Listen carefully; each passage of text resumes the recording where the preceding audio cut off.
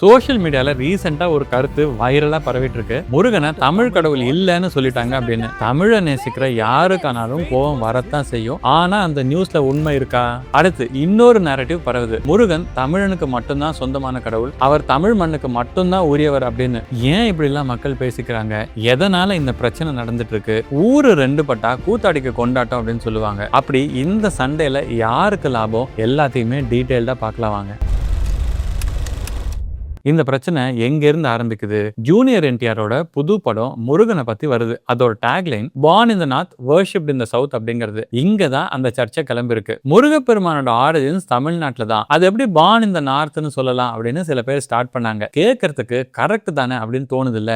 ஆனா அதை இப்ப எங்க கொண்டு போய் நிறுத்திருக்காங்க தெரியுமா? முருகன் ஒரு கடவுளே இல்ல, எங்க ஊர்ல இருந்த ஒரு பழைய ஆளு அப்படின்னு கொண்டு வந்து நிறுத்திருக்காங்க. இப்போ மனிதர்களா பிறந்து அசாதாரணமான செயல்களை செஞ்சவங்களை நாம தெய்வங்களா கும்பிடுறது வழக்கம்தான். அதுவும் தமிழ்நாட்டுல பல ஊர்கள்ல அந்த ஊருக்காக உயிரை விட்டவங்களை காவல் தெய்வமா கும்பிடுற பழக்கம் இன்னைக்கும் இருக்கு.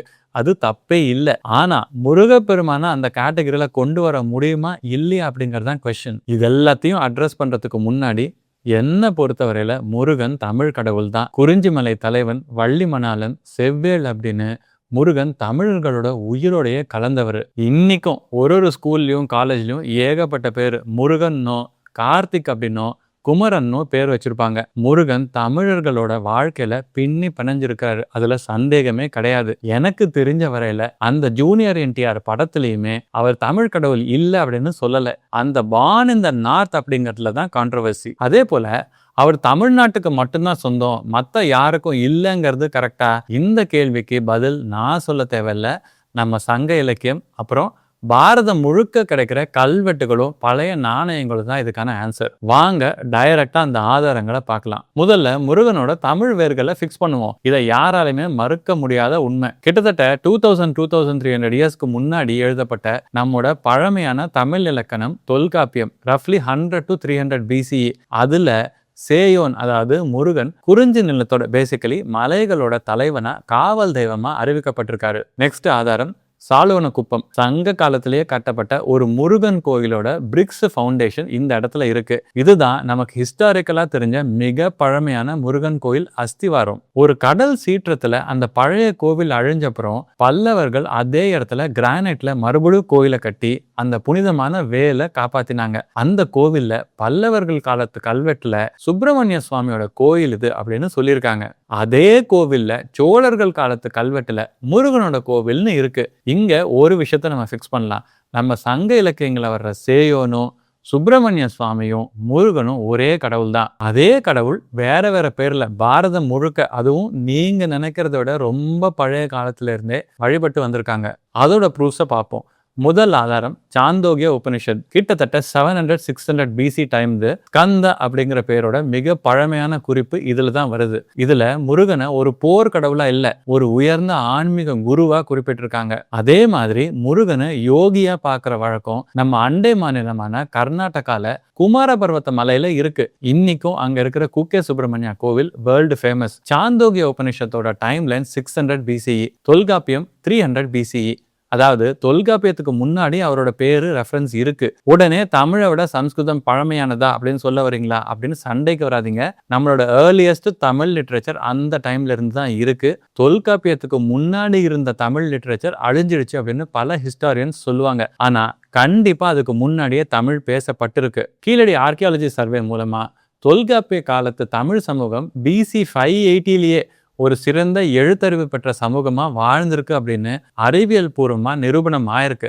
ஸோ இந்த சான்ஸ்கிரிட் பழசா தமிழ் பழசா அப்படின்ற சண்டைக்குள்ள போக தேவையில்லை.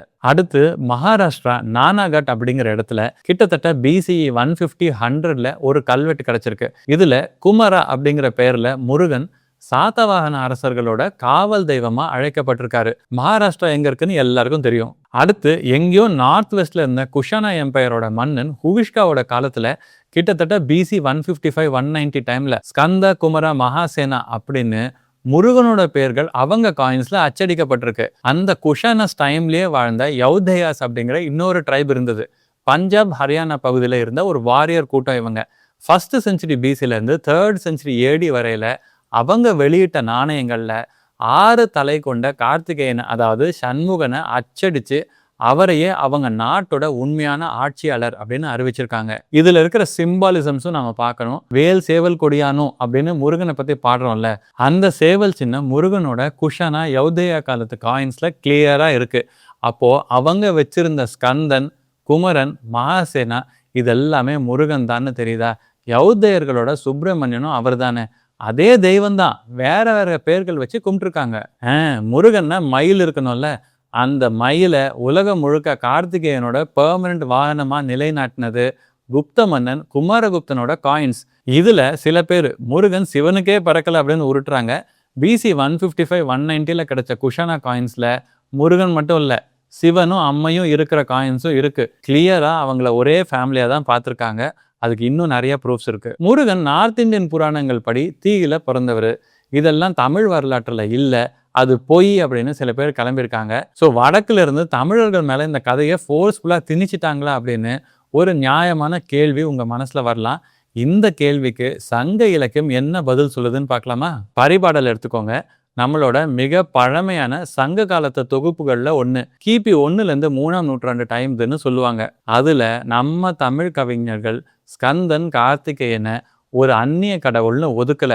மாறா அவர் தீயிலிருந்து பிறந்த கதையை தமிழ் கவிதையை எழுதி அந்த குழந்தைய செவ்வேள், அதாவது முருகன் அப்படின்னு அழைச்சிருக்காங்க. பரிபாடல் 5 சிவனோட விதையை அக்னி சுமந்து கங்கையில விட்டு 6 அருமின் 6 கிருத்திகை நட்சத்திரங்கள் அந்த குழந்தைய வளர்க்கிற கதை இது. இது தூய தமிழ்ல சங்ககால நூல்கள்லயே இருக்கு. அதோட அந்த குழந்தைக்கு 12 கைகள் அப்படின்னு விவரிக்கிறாங்க. அதுதான் வடநாட்டோட துவாதசாக்ஷா கார்த்திகேயனோட சிம்பாலிசம். யோசிச்சு பாருங்க, பண்டைய தமிழர்கள் இவங்க 2 பேருமே வேற வேற தெய்வங்கள்னு நினைச்சிருந்தா அவங்களோட மிக புனிதமான இலக்கியத்திலேயே இந்த கதையை எதுக்காக கொண்டு வந்திருப்பாங்க? பஞ்சாப் யௌதேயர்கள்ல இருந்து மகாராஷ்டிரா சாத்தவாகனர்கள்ல இருந்து தமிழ்நாட்டு குறிஞ்சி மலை வரைக்கும் முருகப்பெருமான் பல பேர்ல வணங்கப்பட்டிருக்காரு. இது ஒரு நாட்டு கடவுள் இன்னொரு நாட்டு மேல திணிச்சிட்டாங்க அப்படின்னு இல்ல, இது பாரதம் முழுக்க பரவி இருந்த ஒரே ஆன்மீக கனெக்ஷன். அடுத்து சாலிட் ப்ரூஃப் திருமுருகாற்றுப்படை. நக்கீரர் எழுதின இந்த சங்ககால தமிழ் நூல் கிபி 4ஆம் நூற்றாண்டுக்கு சேர்ந்தது. முருகனை சண்முகன் 6 முகம் கொண்டவன்னு விவரிக்குது. இந்த 6 முகங்களோட வேலைகளை நக்கீரர் பிரிச்சு சொல்ற விதம் அற்புதமா இருக்கும். இதுல வடக்கோட புராண பண்பும் தெற்கோட தமிழ் பண்பும் ஒரே உடம்புல அழகா சேருது. ஒரு முகம் உலகத்தோட இருளை போக்கி ஒளி தருது. சாந்தோக்கிய உபனிஷத் ரெஃபரன்ஸ் ஞாபகம் இருக்கா? ஒரு முகம் பக்தர்களோட அன்பை துதியை ஏற்குது. ஒரு முகம் யாகம் செய்யறவங்களை காக்குது. ஒரு முகம் ஆசிரியனா முனிவர்களுக்கு மறைபொருளை உபதேசிக்குது. ஒரு முகம் போர்க்களத்துல தீமையை அழிக்குது. கடைசி முகம் காட்டுவாழ் வள்ளி மேல புன்னகைக்குது. இது தூய தமிழ் குறிஞ்சி கூறு. ஸோ இவங்க வேற வேற கடவுள்கள் கிடையாது, இதெல்லாம் ஒரே தெய்வத்தோட வேற வேற முகங்கள்னு பண்டைய தமிழ் இலக்கியமே கிளியரா சொல்லிடுச்சு. உடனே இன்னொரு கூட்டம் கிளம்பி வரும், இதெல்லாம் பார்ப்பன சதி அப்படின்னு. இங்க ஒரு விஷயத்த நம்ம தெளிவா திட்டவட்டமா பதிவு செஞ்சே ஆகணும். இந்த சங்ககால நூல்களை தொகுத்தது ஒரே சாதி மக்கள் கிடையாது. சங்க இலக்கியத்தை எழுதினது கிட்டத்தட்ட 470 புலவர்களுக்கு மேல. அவங்க தமிழ் சமூகத்தோட எல்லா தரப்புல இருந்தும் வந்தவங்க. பொற்கொல்லர்கள், கொல்லர்கள், வணிகர்கள், விவசாயிகள், வீரர்கள், அமைச்சர்கள், அரசர்கள், அப்புறம் 30க்கும் மேற்பட்ட பெண் புலவர்களும் இருந்தாங்க. சிலரோட பேர்கள் பார்த்தீங்கன்னா அவங்க தொழில் என்ன அப்படின்னு காட்டிடும். பரிபாடலே ஒரு ஆள் எழுதினது கிடையாது, பல புலவர்கள் சேர்ந்து எழுதினாங்க. அதனால முருகன், ஸ்கந்தன், கார்த்திகேயன் ஒன்றுன்னு சொல்ற தமிழ் நூல்கள் எந்த ஒரு குறிப்பிட்ட சாதியோட வேலையும் கிடையாது. இலக்கியம் மட்டும் இல்லை, இதுக்கு மற்ற ப்ரூஃப்ஸும் இருக்கு.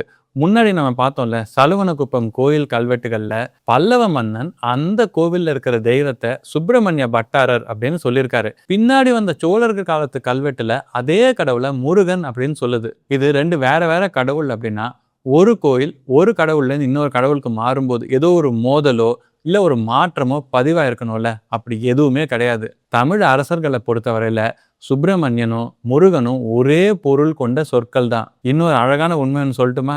முருகனுக்கு சுப்பிரமணியன்னு வந்த பேரு வடச்சொல் இல்லை. அந்த பட்டத்தை முருகன் சம்பாதிச்சது தமிழ்நாட்டு சுவாமி மலையில தான். அங்க அவர் தன் தந்தை சிவனுக்கே பிரணவ மந்திரத்தோட பொருளை உபதேசிச்சு சிவகுரு ஆனாரு. அதாவது அந்த சம்ஸ்கிருத பேரோட பெருமை கூட தமிழ் மண்ணுக்கு தான் சேரும். ஸோ முருகன் தமிழ் கடவுள் அப்படிங்கிறதுல எந்த அளவுக்கு உண்மையோ அதே அளவுக்கு அவர் மொத்த பாரதத்துக்கும் ஆனவர் அப்படிங்கிறதும் உண்மை. இவ்வளோ ப்ரூஃப்ஸ்க்கு அப்புறம் கூட சில பேர் முருகன் அப்படிங்கிற பேரு நார்த் இந்தியாவில் எங்கேயாவது இருக்கா அப்படின்னு கேட்பாங்க. நியாயமான கேள்வி மாதிரி தெரியும். இதுக்கு ஒரு சிம்பிள் எக்ஸ்பிளனேஷன் இருக்கு. முருகன் அப்படின்ற தமிழ் பெயர் அங்க இல்லாம இருக்கலாம். ஆனா அவரோட மற்ற பெயர்கள் பல பேர் அங்க கண்டிப்பா இருக்கு. எங்க இருந்து இந்த கன்ஃபியூஷன்லாம் வருது அப்படின்னு பார்த்தீங்கன்னா, நம்ம ஊர்ல ஒரே கடவுளுக்கு ஏகப்பட்ட பெயர்கள் இருக்கு. இத சில பேர் அட்வான்டேஜ் எடுத்துட்டு இந்த தெய்வம் வேற, அந்த தெய்வம் வேற அப்படின்னு சொசைட்டில பிரிவினை உண்டாக்க ட்ரை பண்றாங்க. ஃபைனலி என்னோட தனிப்பட்ட கருத்து என்னன்னா, முருக வழிபாடு பாரதம் முழுக்க பரவி இருக்கிறது அவரோட தமிழ் தன்மையை குறைக்கல. தமிழர்களோட பெருமையை இன்னும் இது அதிகம் தான் பண்ணுது. ஸோ வெற்றிவேல் முருகனுக்கு அரோகரா.